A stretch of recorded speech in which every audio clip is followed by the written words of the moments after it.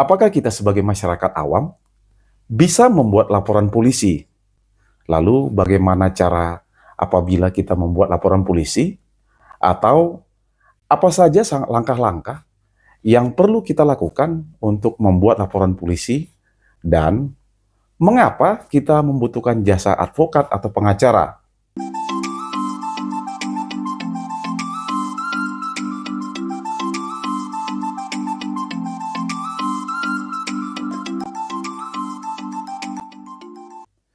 Hal yang pertama akan saya bahas adalah apakah kita bisa membuat laporan polisi?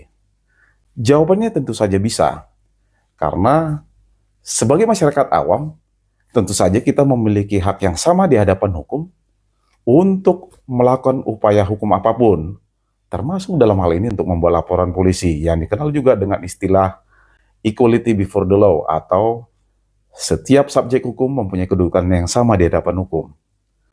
Adapun langkah-langkah yang perlu kita lakukan dalam membuat laporan polisi, pertama, kita perlu untuk melakukan identifikasi masalah yang sedang kita hadapi. Artinya, kita perlu memastikan terlebih dahulu apakah masalah yang Anda hadapi tersebut itu masuk dalam kategori atau ranah tindak pidana atau bukan. Artinya, tidak semua permasalahan yang sedang Anda hadapi itu merupakan masalah pidana, sehingga bisa dilaporkan kepada pihak kepolisian. Untuk tindakan pidana atau kriminal, seperti pencurian, penipuan, pemukulan, atau penganiayaan, dan dugaan tidak pidana lainnya, memang bisa dilaporkan kepada pihak kepolisian. Tapi kalau hanya merupakan permasalahan berkaitan dengan persoalan utang piutang biasa, artinya di sini tidak ada unsur dugaan tidak pidana, misalnya dugaan tindak pidana penipuan, pemalsuan, atau pemaksaan, atau dugaan tindak pidana apapun itu, maka hal ini biasanya masuk ke dalam kategori atau ranah perdata dan tidak bisa dilaporkan kepada pihak kepolisian. Jadi di sini Anda hanya bisa menggugat orang yang berutang atau si debitur tersebut itu secara perdata ke pengadilan, bukan dengan melaporkannya kepada pihak kepolisian. Lalu yang kedua, kita perlu mempersiapkan bukti yang kuat untuk membuat laporan polisi. Kalau mengacu pada pasal 184 ayat 1 KUHP, alat bukti yang sah dalam hukum acara pidana itu ada 5. Pertama ada keterangan ahli, lalu yang kedua keterangan saksi, lalu ada juga surat petunjuk, dan terakhir atau yang kelima itu keterangan terdakwa. Jadi hal yang perlu menjadi catatan untuk kita, untuk saksi itu minimal harus ada 2 orang, karena dalam hukum pidana itu dikenal istilah satu saksi itu bukan saksi. Selain itu juga kita perlu mempersiapkan bukti untuk mendukung laporan kita, seperti dokumen terkait, atau foto atau video yang bisa memperkuat laporan Anda di pihak kepolisian. Artinya semakin lengkap bukti yang kita persiapkan, semakin cepat kasus kita diproses di pihak kepolisian. Lalu yang ketiga, kita bisa langsung datang ke kantor polisi terdekat. Jadi di sini Anda bisa ke bagian tempat menerima laporan polisi atau yang dikenal juga dengan SPKT, dan di sana Anda bisa menyampaikan kronologi kejadian secara jelas dan detail kepada petugas polisi yang sedang piket di SPKT. Dan jangan lupa Anda untuk meminta salinan laporan atau surat tanda bukti laporan polisi sebagai tanda bukti Anda sudah membuat laporan polisi. Lalu yang keempat, ikuti prosesnya. Jadi setelah laporan polisi diterima, polisi akan memproses laporan Anda, dan di sini pihak kepolisian akan memeriksa Anda sebagai pelapor dan saksi-saksi lainnya untuk didengar keterangannya di hadapan penyelidik kepolisian.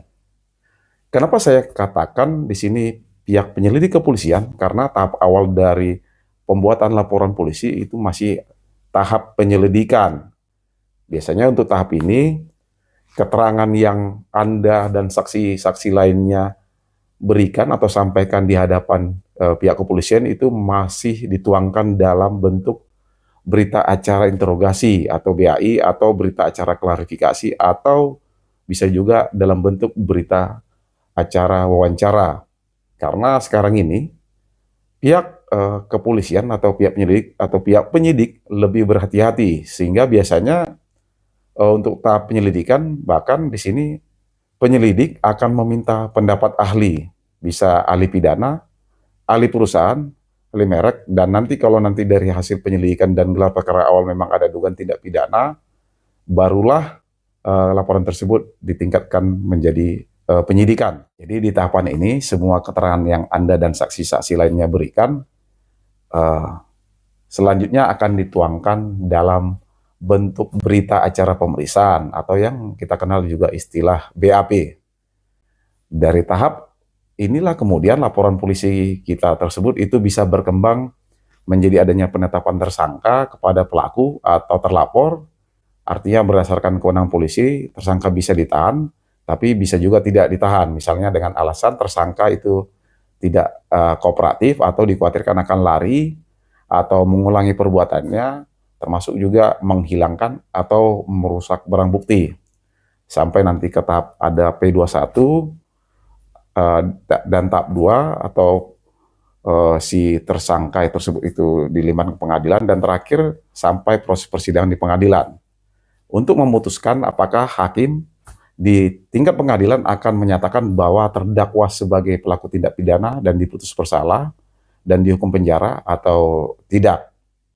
Lalu pertanyaan berikutnya, mengapa kita membutuhkan jasa advokat atau pengacara? Pertama, advokat atau pengacara bisa menganalisis hukum yang akurat. Jadi advokat bisa membantu untuk memastikan apakah masalah Anda tersebut memenuhi unsur dugaan tindak pidana dan bagaimana cara terbaik untuk menyelesaikannya. Karena terkadang tidak jarang juga kejadian laporan polisi yang kita buat tersebut itu ternyata bisa menjadi backfire atau bumerang buat kita atau buat keluarga kita nantinya.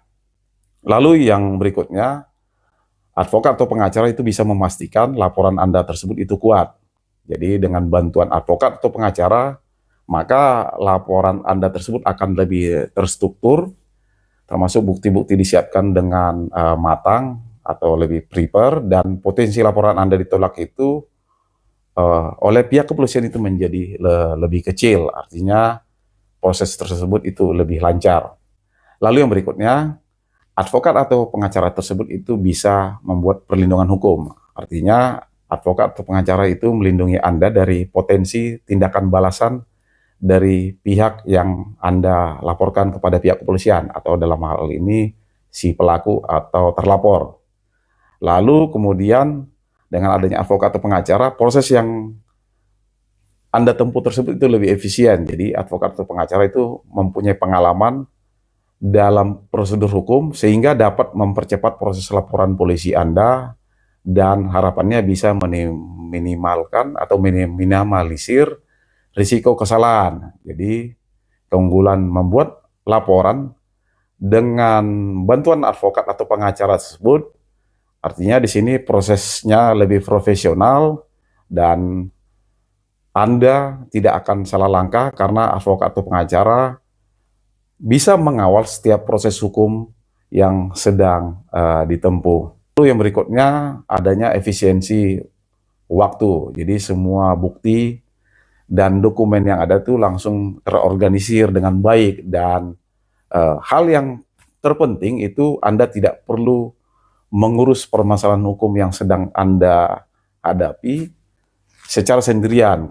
Lalu yang berikutnya, tentu saja dengan adanya advokat atau pengacara hasilnya lebih maksimal karena advokat atau pengacara itu memahami strategi hukum yang efektif untuk bisa memastikan apakah laporan Anda nantinya akan diproses hingga tuntas, artinya sampai ke tahap persidangan pengadilan, sehingga si pelaku bisa dinyatakan bersalah dan dihukum sesuai dengan aturan atau ketentuan hukum atau tindakan yang dilakukan. Salam dari saya.